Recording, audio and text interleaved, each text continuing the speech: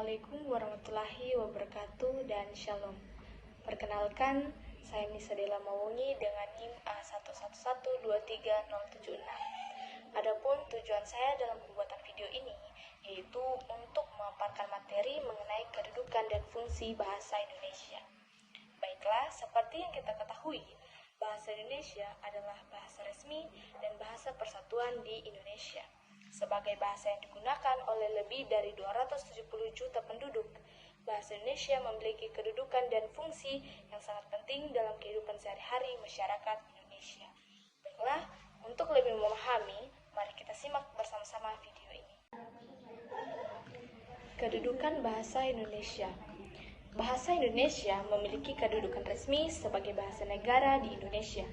Hal ini diatur dalam Undang-Undang Dasar Negara Republik Indonesia tahun 1945 pasal 36 ayat 1 yang menyatakan bahwa bahasa persatuan adalah bahasa Indonesia. Kedudukan resmi ini menunjukkan pentingnya bahasa Indonesia sebagai alat komunikasi yang digunakan dalam berbagai lembaga negara seperti pemerintahan, peradilan, dan militer. Selain itu, bahasa Indonesia juga diakui sebagai bahasa internasional. Sebagai anggota ASEAN, bahasa Indonesia digunakan dalam forum-forum regional dan menjadi salah satu bahasa resmi di ASEAN. Kedudukan ini memungkinkan bahasa Indonesia menjadi alat komunikasi yang penting dalam hubungan antar negara di Asia Tenggara. Selanjutnya, fungsi bahasa Indonesia. Adapun fungsi bahasa Indonesia yang pertama, bahasa pengantar pendidikan. Bahasa Indonesia memiliki fungsi sebagai bahasa pengantar dalam sistem pendidikan di Indonesia. Sejak tingkat sekolah dasar hingga perguruan tinggi, bahasa Indonesia digunakan sebagai medium pembelajaran dalam materi pelajaran. Hal ini bertujuan untuk memudahkan komunikasi dalam pemahaman antar siswa dengan guru, serta siswa dan siswa lainnya. Yang kedua, bahasa administrasi. Dalam dunia administrasi, bahasa Indonesia memiliki fungsi sebagai alat komunikasi resmi antar pemerintah dengan masyarakat. Bahasa Indonesia digunakan dalam berbagai dokumen resmi seperti surat keputusan, peraturan, dan surat pemberitahuan. Fungsi ini memastikan adanya keseragaman dan kejelasan dalam penyampaian informasi administrasi kepada masyarakat. Ketiga, bahasa media massa.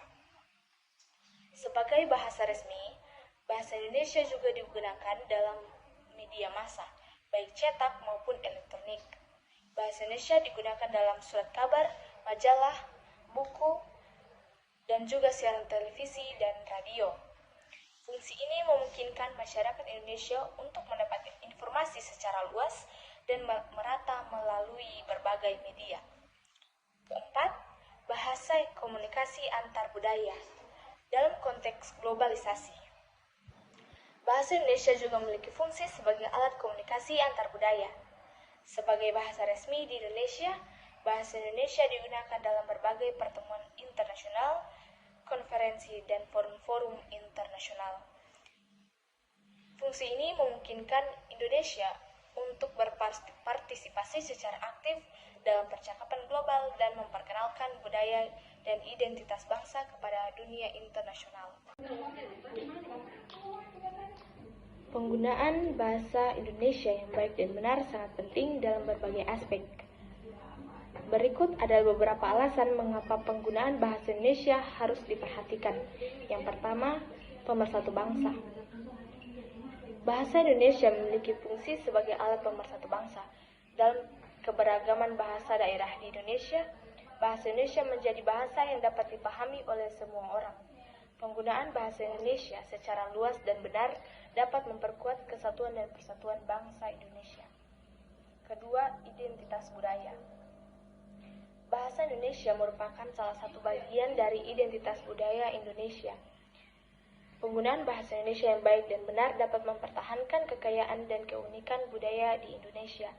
Melalui bahasa Indonesia, budaya Indonesia dapat diperkenalkan dan dipromosikan kepada dunia internasional. Dan yang ketiga, komunikasi efektif. Penggunaan bahasa Indonesia yang baik dan benar memungkinkan terjalinnya komunikasi yang efektif antar individu maupun kelompok. Bahasa yang jelas dan mudah dipahami dapat mencegah terjadinya kesalahpahaman dan memperkuat kolaborasi dalam berbagai bidang,